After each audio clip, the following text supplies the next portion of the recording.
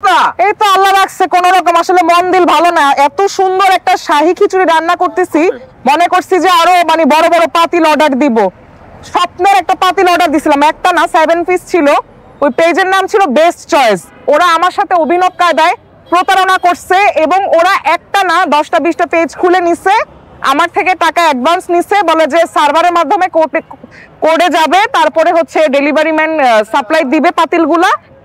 তো যাই হোক, আমি টাকাগুলো দিছি, পরে সেই মালিক আমাকে ধমকি দিয়ে আজে বাজে কথা বলে আমাকে ব্লক মেরে দিছে। মানে আমরা বুঝতে পারলাম না, আপনার জিজ্ঞেস করলাম আপনি কেমন আছেন, দোকান দিয়েছেন কবে সেটা আগে জানি, তারপর এটা হচ্ছে আমার খালতো বোনের দোকান। হ্যাঁ। আর এই দোকানের ঠিকানাটা বেশি কোনো দূরে না, ইসরাতাপুর খিচুড়ি আর হান্ডি।